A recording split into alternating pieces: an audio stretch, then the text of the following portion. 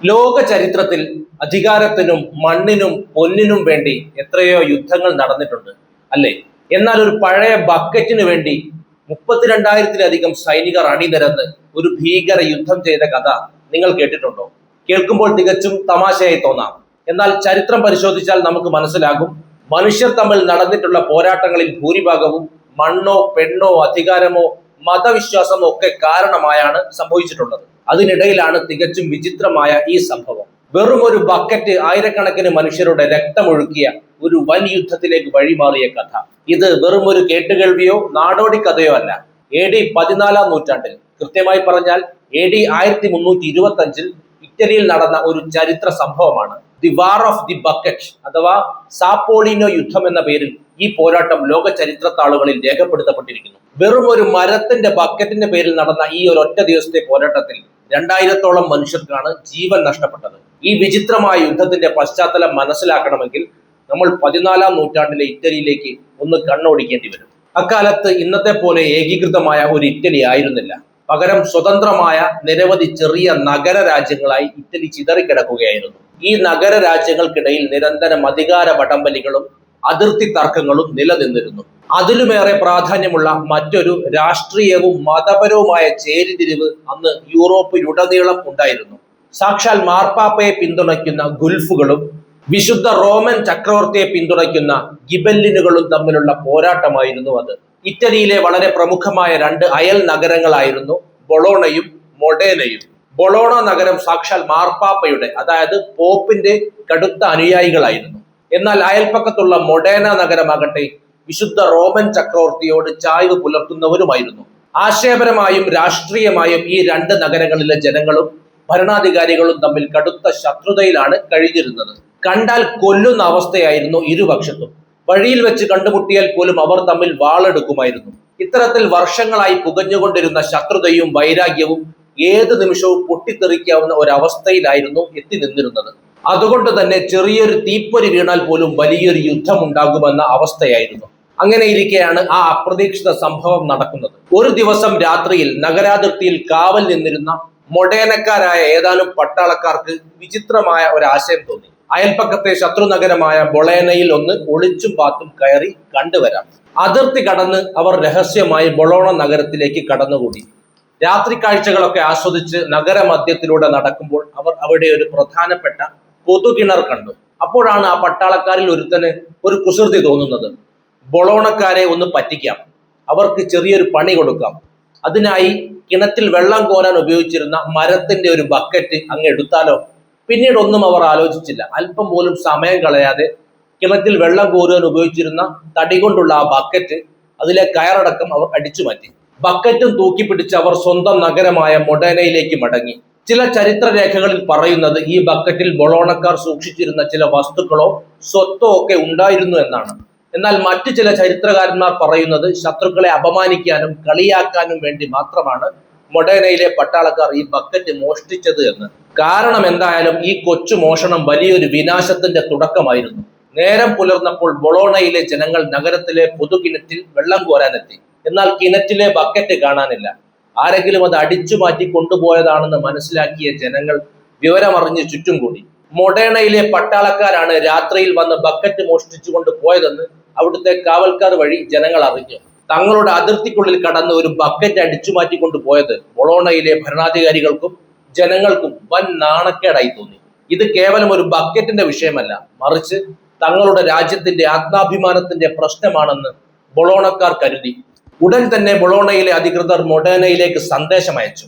തങ്ങളുടെ നഗരത്തിൽ നിന്ന് മോഷ്ടിച്ച ബക്കറ്റ് ഉടൻ തന്നെ തിരികെ തരണമെന്നും അല്ലാത്ത പക്ഷം ഗുരുതരമായ പ്രത്യാഘാതങ്ങൾ നേരിടേണ്ടി വരുമെന്നും അവർ മുന്നറിയിപ്പ് നൽകി. എന്നാൽ മൊഡേന നഗരത്തിലെ ഭരണാധികാരികൾ ഈ ഭീഷണിയെ അല്പം പോലും ഭയന്നില്ല. അവർ ബൊളോണക്കാരുടെ ആവശ്യത്തിന് പുല്ലുവിലയാണ് കൊടുത്തത്. പോയി പണി നോക്ക് എന്ന് തികഞ്ഞ പുച്ഛത്തോടെയുള്ള മറുപടിയാണ് മൊഡേന ബൊളോണയ്ക്ക് നൽകിയത്. തങ്ങളുടെ ആവശ്യം നിരസിക്കപ്പെടുകയും തങ്ങളെ പരസ്യമായി അപമാനിക്കുകയും ചെയ്തതോടെ ബൊളോണക്കാർ കടുത്ത കോപത്തിലായി.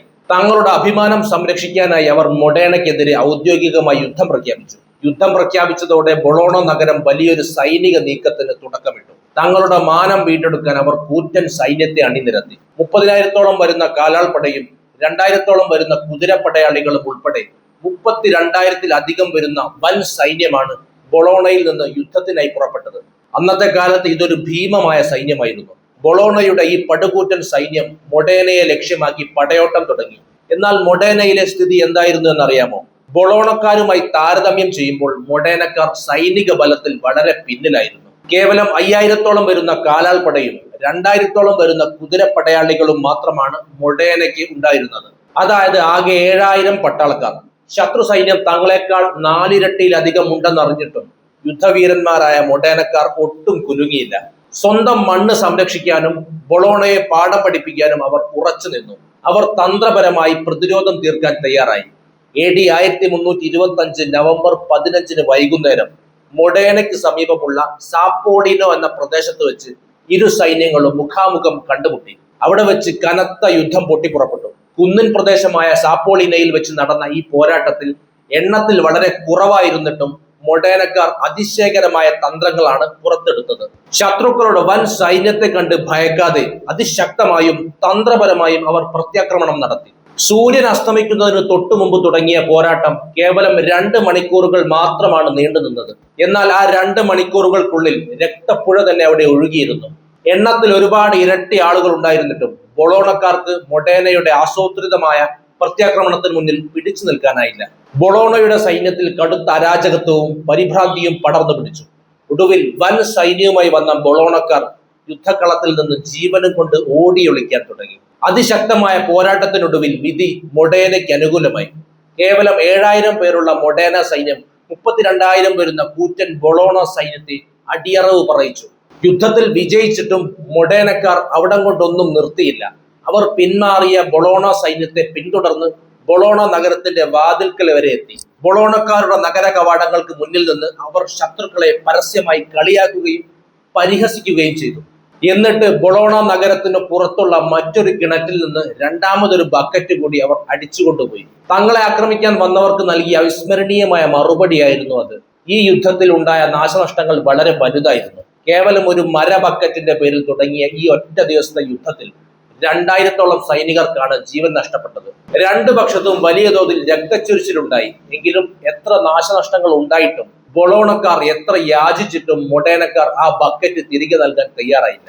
അവർ ആ ബക്കറ്റിനെ തങ്ങളുടെ ചരിത്രപരമായ വിജയത്തിന്റെ സ്മാരകമായി ഏറ്റെടുത്തു. ഇന്നും ഈ യുദ്ധത്തിന്റെ ഓർമ്മകൾ ഇറ്റലിയിൽ സജീവമാണ്.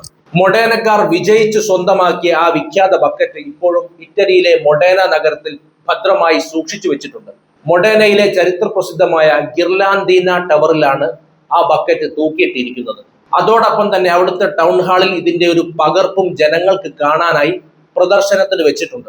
6-ലധികം നൂറ്റാണ്ടുകൾക്കിപ്പുറവും ആ മര ബക്കറ്റ് അവിടെ ഒരു വിജയ ചിഹ്നമായി നിലകൊള്ളുന്നു. പിന്നീട് 17-ാം നൂറ്റാണ്ടിൽ പ്രശസ്ത ഇറ്റാലിയൻ കവിയായ അലക്സാൻഡ്രോ തസ്സോണി ഈ സംഭവത്തെ ആസ്പദമാക്കി ലാ സെച്ചിയ റാപ്പിറ്റ, അതായത് തട്ടിയെടുക്കപ്പെട്ട ബക്കറ്റ് എന്ന പേരിൽ പ്രസിദ്ധമായ ഒരു പരിഹാസ്യ കാവ്യം എഴുതുകയുണ്ടായി. ഇന്നും ലോകത്തിലെ ഏറ്റവും വിചിത്രവും രസകരവുമായ യുദ്ധങ്ങളുടെ പട്ടിക എടുത്താൽ അതിൽ ഒന്നാമതായി നിലനിൽക്കുന്നത് ഇറ്റലിയിലെ ഈ ബക്കറ്റ് യുദ്ധം തന്നെയാണ്.